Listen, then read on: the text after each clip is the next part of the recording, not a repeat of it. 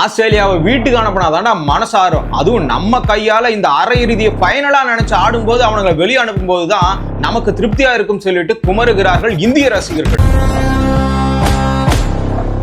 இந்தியாவுக்கு பரம எதிரி ஆஸ்திரேலியாவில் ஐசிசி தொடர்களையும் சர்வதேச தொடர்களையும் யார் தெரியுமா?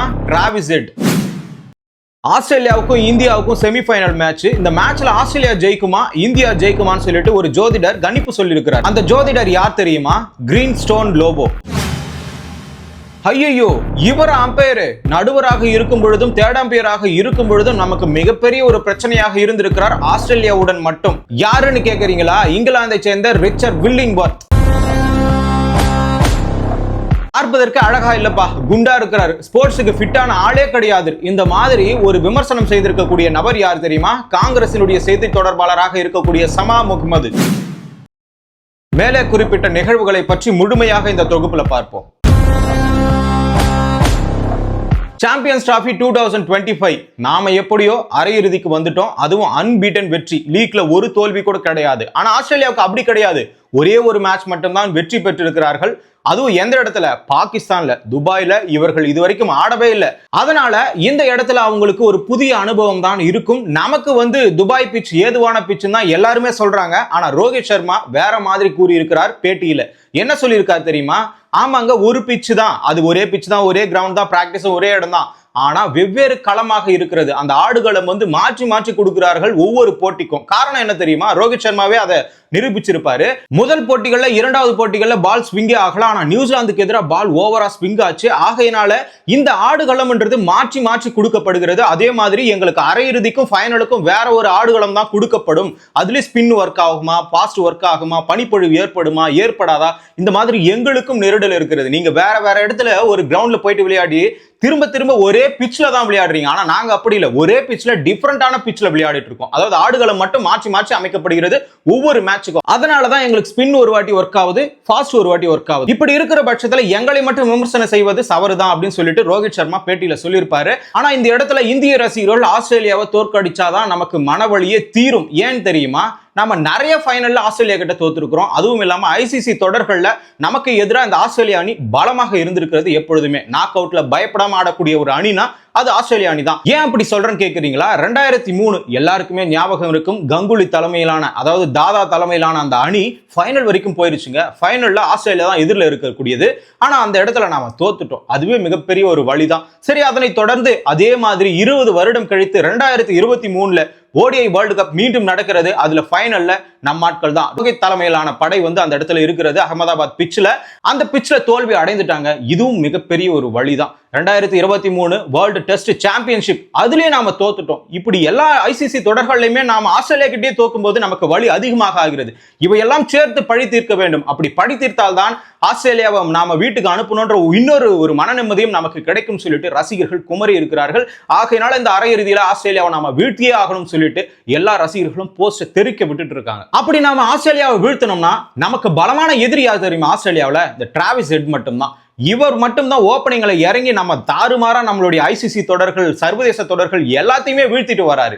இவரை வீழ்த்தணும்னா 3 திட்டம் நமக்கு வாய்த்திருக்கிறது சொல்லிட்டு முன்னாள் வீரர்கள் வியூகம் வகுத்திருக்காங்க. இப்போ ஏன் அவரை வீழ்த்தணும்? அவர் எந்த வகையில நமக்கு பாதிப்பு ஏற்படுத்தினார்னு கேட்காதீங்க. ஏன்னா 2023 டெஸ்ட் சாம்பியன்ஷிப்ல கூட அவர் தான் சதம் அடிச்சு ஒரு பக்கம் நம்மளை தோக்கடிச்சிருப்பாரு. அதே மாதிரி ஓடிஐ வேர்ல்டு கப்லயும் அவரே சிறப்பாக ஆடி இருப்பார் உலக கோப்பை போட்டிகள்ல. அதுவும் இல்லாம பார்டர் கவாஸ்கர் டிராபி வர நம்ம இழந்ததுக்கு காரணமே முக்கியமா டிராவிஸ் ஹெட் தான். 2 அண்டர்களை அடித்திருப்பார். இப்படி இருக்கக்கூடிய சூழ்நிலையில இந்தியாவுக்கு மிகப்பெரிய ஒரு தலைவலி ஆஸ்திரேலியாவில் இருக்குதுன்னா அது டிராவிஸ் ஹெட் தான். அவரை நாம தூக்கணும்னா ஒரு திட்டத்தை வகுத்து தானே ஆகணும். 2022 இருந்து 25 வரைக்கும் கிட்டத்தட்ட 18 இன்னிங்ஸ் ஆடி இருக்கிறாரு. அதுல 8 முறை ரவுண்ட் த விக்கெட் பால் போடும்போது மட்டும் அவுட் ஆகி இருக்கிறாரு. அதுவும் ரைட் ஹேண்ட் பவுலர் போட்டாருன்னா இன்னும் சீக்கிரமாவே அவுட் ஆகிடுறாரு. அதே மாதிரி பாத்தீங்கன்னா 22.1 சராசரி ரன்னை மட்டும் தான் பவர் பிளேல அடிச்சு வச்சிருக்கிறார். ஆகையினால இன்னைக்கு முகமது ஷமி வீசும்போது அவருக்கு ரவுண்ட் த விக்கெட்ல அதிகமா வீச வேண்டும் என்று சொல்லி இருக்கிறாங்க. இன்னொரு திட்டம் என்னன்னு கேக்குறீங்களா? ஆஃப் சைட்ல போடணும்னு சொல்றாங்க. ஏன்னா அவரால் காலை நகர்த்தி ஆடுறது ரொம்ப ரொம்ப கஷ்டம். அப்படி ஆடும்போது அவரை விக்கெட்டை எளிதாக கொடுக்கக்கூடிய சூழ்நிலை அமையும் சொல்லிட்டு இன்னொரு திட்டத்தையும் கொடுத்திருக்காங்க. ஆனா ஓவர் த விக்கெட்ல அவருக்கு பாலை போட்டோம்னா 21 இன்னிங்ஸ்ல கிட்டத்தட்ட 5 முறை மட்டும் தான் அவுட் ஆகியிருக்காரு. 56 சராசரியை வச்சிட்டு இருக்காரு. ஆனா அவருக்கு ரவுண்ட் த விக்கெட்ல பால் போடும்போது கண்டிப்பா ஒரு விக்கெட் ஆகுவார் தான் எல்லா முன்னாள் வீரர்களும் வியூகம் வகுத்திருக்காங்க. 3வது திட்டம் என்னன்னு கேக்குறீங்களா? Unorthodox polling. அதாவது நாம எதிர்பார்க்காத விதத்துல இது வரைக்கும் அவரை சந்திக்கவே இல்லை, திடீர்னு இப்பதான் ஃபர்ஸ்ட் டைம் சந்திக்கிறோம். யாருன்னு கேக்குறீங்களா? வருண் சக்கரவர்த்தி. வருண் சக்கரவர்த்தியும் டிராவிஸ் ஹெட்டையும் இது வரைக்கும் மீட் பண்ணவே இல்லை. அப்படி இருக்கிற நேரத்துல அவரை வச்சு நம்ம ஓவர் போட்டோம்னா கண்டிப்பா அவர் தூக்குறதுக்கான வாய்ப்பு இருக்குது. ஐபிஎல்ல கூட அவர் ஃபேஸ் பண்ணவே இல்லை, சர்வதேச போட்டிகளையும் ஃபேஸ் பண்ணவே இல்லை.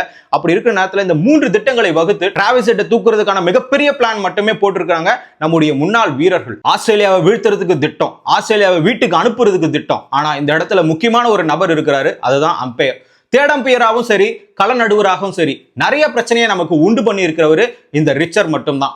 ஏன்டா இப்படி சொல்றேன்னு கேக்குறீங்களா? எல்லா அரையிறுதி போட்டிகளையும் சரி, சர்வதேச தொடர்களையும் சரி, ஆஸ்திரேலியா கூட மேட்ச்னாவே இந்த ஆள் வந்துருவான். இந்த ஆள் வந்து எப்படியா இருந்தாலும் ஏடா கூடமா ஒரு வேலையை பார்ப்பான். பார்டர் கவாஸ்கர் டிராஃபில கேஎல் ராகுலுடைய அவுட் வந்து முதல்ல வீடியோ ஃபுட்டேஜ் இல்ல, எங்க தேர்ட் அம்பையரா இருக்கும் பொழுது, ஆகையினால அவுட் கொடுத்துட்டாரு.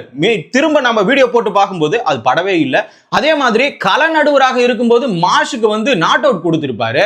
ஆனா தேர்ட் அம்பையர் கிட்ட போகும்போது அது அவுட்டா தெரியும். ஆனா கள நடுவர் என்ன கொடுத்தாரோ அதே தான் டெசிஷன் சொல்லிட்டு கொடுத்துட்டு போயிட்டு இருப்பாங்க. இந்த இடத்துல நமக்கு எதிரி தான். இதற்கு விராட் கோலி கூட அந்த ரிச்சர் கிட்ட வாக்குவாதத்தில் ஈடுபட்டு இருப்பாரு. மிகப்பெரிய ஒரு பிரச்சனையாக இருந்திருக்கும் இந்த இடத்துல. ஏன்னா நிறைய இடத்துல நமக்கு அரையிறுதியில வந்து ஃபைனல்லையும் சரி, பார்டர் கவாஸ்கர் டிராஃபிலையும் சரி, இந்த ரிச்சர் வில்லிங்வொர்த் இங்கிலாந்தை சேர்ந்த ஒரு அம்பையர், இவர் மட்டும் தான் நமக்கு அம்பையரா இருந்திருக்கிறாரு. கள நடுவராகவும் சரி, தேர்ட் அம்பையராகவும் சரி.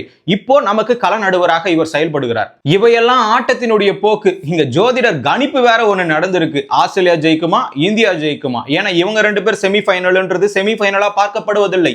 ஏன்னா இது ஃபைனல். இந்த 2 அணிகள்ல யார் இப்ப ஃபைனலுக்கு போறாங்களோ அவங்க தான் கப் அடிப்பாங்க அப்படின்னு சொல்லிட்டு எல்லாருக்குமே ஒரு நாலேஜ் இருக்குது. ஆனா இந்த இடத்துல அந்த ஜோதிடர் என்ன கணித்திருக்கிறார்? ஜோதிடர் யாருன்னு தெரியுமா? கிரீன் ஸ்டோன் லோபோ தான். இவர் என்ன சொல்லியிருக்கிறாருன்னா, ஸ்மித்துக்கு வந்து கப்பு வாங்குற ராசியே கிடையாதுப்பா, அவருக்கு ராகு முழுமையா இல்ல. ஆனா இந்தியாவில் இருக்கக்கூடிய ரோஹித் சர்மாவுக்கு கோல்கள் சரியாக இருக்கிறது. ஆகையினால இந்த வாட்டி ஐசிசி சாம்பியன்ஸ் டிராஃபி வாங்க போறதே ரோஹித் சர்மா தான் சொல்லிட்டு ஒரு கணிப்புல சொல்லியிருக்கிறாரு. கூட இருக்கக்கூடிய ரோஹித் சர்மா உடன் இருக்கக்கூடிய ஆட்கள் எல்லாருக்குமே கோல்கள் சரியாக செயல்படுகிறது. சோ அதனால இந்த வாட்டி கண்டிப்பா சாம்பியன்ஸ் டிராஃபியை ரோஹித் சர்மா வாங்குவாருன்னு சொல்லிட்டு அந்த லோபோ சொல்லியிருக்கிறாரு. அதுவும் இல்லாம ஸ்மித் மேல ஒரு குறை வைத்திருக்கிறார். என்னதான் அவர் போராடினாலும் ஐசிசி மாதிரி ஒரு சாம்பியன்ஸ் டிராஃபி, வேர்ல்டு கப், இந்த மாதிரி கப்பு வாங்குறதுக்கான தகுதி எல்லாம் வந்து உண்மையாகவே ஸ்மித்துக்கு கிடையாது. ஆனா டிராவிஸ் ஹெட்டுக்கு ஓரளவுக்கு இருக்கிறது. ஆகையினால இந்த இடத்துல ஆஸ்திரேலியாக்காரனுங்க டிராவிஸ் ஹெட்டுக்கு கண்டி பொறுப்பு கொடுத்திருந்தாங்கன்னா ஓரளவுக்கு வாங்கக்கூடிய சக்தி இருந்திருக்கும். கமின்ஸ் இருந்திருந்தா கண்டிப்பாக சொல்ற ரோஹித் சர்மாவுக்கு இந்த கப்பு கிடைக்காது. ஏன்னா கமின்ஸ் வந்து ராகு வந்து செமையா செயல்படுது. ஆகையினால அவருக்கு தானே கண்டிப்பா கப்புன்னு சொல்லிட்டு இந்த லோபோன்ற ஜோதிடர் வந்து கணிப்பு மூலமா சொல்லியிருக்கிறாரு. ஆனா இதெல்லாம் உண்மையா பொய்யான்றது அப்பாற்பட்ட விஷயம். இந்த இடத்துல என்ன நடக்குன்னா, சிறப்பா செயல்பட்டா கப்பு நமக்கு கிடைக்கும், இதுதான் உண்மை. அவர் சொல்றதுனாலலாம் கப்பு நமக்கு வந்து கிடைக்குமா கிடைக்காதான்ற ஏக்கம்லாம் இருக்காது. அந்த வகையில ஜோதிடர் ஏதோ ஒரு கணிப்பு முறையில எல்லாத்தையும் பண்றாங்களே அப்படின்னு சொல்லிட்டு அவர்கிட்ட கேட்டிருக்காங்க. அவர் என்ன சொல்லியிருக்காருன்னா, இந்தியா தான் வந்து கண்டிப்பா கப்பு வாங்கும் சொல்லியிருக்காரு. அது சந்தோஷம் தான். ஆனா இந்த இடத்துல அது மட்டுமே செயல்படாது. நாம செயல்பட்டா மட்டும்தான் கப்பு நம்ம கிட்ட வரும்ன்றது உண்மை. இவையெல்லாம் நம்ம ஆஸ்திரேலியாவை வீழ்த்துறதுக்கான யூகம், அதுக்கப்புறமா ஜோதிடர் கணிப்பு. ஆனா இந்த இடத்துல ஒருத்தர் நம்முடைய ரோஹித் சர்மாவை அசிங்கப்படுத்தியிருக்கிறாரு. இதனால யோக்ராஜ், அதாவது யுவராஜுடைய தந்தை கூட என்ன சொல்லியிருப்பாருன்னா, நீங்க இந்தியா கிரிக்கெட்டை பிடிக்கல, இல்ல இந்தியாவை சார்ந்த எந்த ஒரு வீரரும் பிடிக்கல அப்படின்னு சொல்லி நம்ம நாட்டுக்காரனை நீ அசிங்கப்படுத்தும் போது பாகிஸ்தானுக்கு போயிடு, நீ பாகிஸ்தான்ல போயிட்டு எல்லாரையும் பாராட்டிட்டு யாரும் உன்னை வேணான்னு சொல்லன்னு சொல்லிட்டு அவர் வந்து அவரை விமர்சனம் செஞ்சிருக்கிறாரு. அந்த வகையில யாரை அசிங்கப்படுத்திட்டாருன்னு கேக்குறீங்களா? ரோஹித் சர்மாவை தான். குண்டா இருக்காராம், அழகா இல்லையா, பார்ப்பதற்கே நல்ல ஒரு பொலிவுடன் இருக்கக்கூடிய கேப்டனா தெரியலையா, ஃபிட்டா கூட இல்லையா, ஒரு ஸ்போர்ட்ஸ் மேன் மாதிரி இல்லையா, இப்படியெல்லாம் சொல்லி ஒரு பக்கம் விமர்சனம் செஞ்சிருக்காங்க. யாரு? சமா முகமது. இவர் யாருன்னு கேட்கறீங்களா? காங்கிரசினுடைய செய்தி தொடர்பாளர். ஒரு அரசியல்வாதியா இருந்து கொண்டு நம்ம நாட்டுல இருக்கக்கூடிய ஒரு பிளேயர், அதுவும் கப்பை வாங்கி கொடுத்திருக்காரு. 2024 T20 வேர்ல்டு கப் 2023 ஃபைனல் வரைக்கும் எடுத்துட்டு போயிருக்காரு. இப்ப சாம்பியன்ஸ் டிராஃபில அழகா நகர்த்தி கொண்டு போயிருக்காரு. நம்ம நாட்டுக்காக, இந்திய நாட்டுக்காக ஒருத்தர் செயல்படுகிறானா அவனை நம்ம பாராட்டணும். அவன் எப்படினா இருக்கட்டும். அப்துல் கலாம் அழகாவா இருக்கிறாரு. அவர் செஞ்ச திறமை, அவர் மேல இருக்கக்கூடிய அந்த பணிவு, மரியாதை, அவர் வாங்கின பட்டம், இவையெல்லாம் ஞாபகம் வச்சுதான் அவர் நமக்கு அழகா தெரிகிறார். தோனி மட்டும் அழகாவா இருக்கிறாரு. அவர் நமக்கு 3 ஐசிசி வாங்கி கொடுத்ததுனால அழகா தெரிகிறார். அப்படிதான் எல்லாருமே அழகா தெரிவாங்க. ஆனா இந்த இடத்துல ரோஹித் சர்மாவும் அப்படிதான் அழகா இருப்பாரு. தனி மனுஷனா ஒருத்தனை பார்க்கும்போது எவனுமே அழகா இருக்க மாட்டான். அவன் எதனா செஞ்சிருக்கிறானா அப்படின்னு பார்க்கும்போது அவன் நம்ம கண்ணுக்கு அழகா தெரிவான். ஆனா இது ஒரு அரசியல்வாதியா இருந்துகிட்டு இந்த மாதிரி கேவலமா ஒன்னு பேசும்போது யோகிராஜ், யுவராஜனுடைய தந்தை அவர்கள் என்ன சொல்லியிருக்கிறார், நீ பாகிஸ்தானுக்கு போயிடு, இந்தியாவில் இருக்காத, நீ எல்லாம் உனக்கு உரிமையை கொடுக்கூடாது, இந்த இடத்துல குடியுரிமையை கொடுக்கூடாதுன்னு சொல்லிட்டு பொங்கி இருக்கிறார். அது மாதிரி ரோஹித் சர்மாவை காயப்படுத்தினது ரொம்ப வேதனைக்குரிய ஒரு விஷயம் தான். ஒரு இந்திய நாட்டில் இருந்து கொண்டு இந்திய நாட்டுடைய ஒரு பாதிப்பை நம்ம எடுத்து கூறுவது ரொம்ப ரொம்ப சோகமான விஷயம். அவர் நம் நாடு, நாம தான் சப்போர்ட் பண்ணணும்னு சொல்லிட்டு அவரும் கொஞ்சம் ஆதங்கத்துல கொட்டி தீர்த்திருக்கிறாரு. இப்படிதாங்க செமிஃபைனல் நடக்கிறதுக்கு முன்னாடி இந்த மாதிரி திட்டங்கள்லாம் வகுத்து இருக்கிறாங்க இந்திய அணி. இந்த திட்டத்தின் அடிப்படையில நாம ஜெயிப்போமா ஜெயிக்க மாட்டோமா அப்படின்னு சொல்லிட்டு நீங்க கமெண்ட்ல சொல்லுங்க.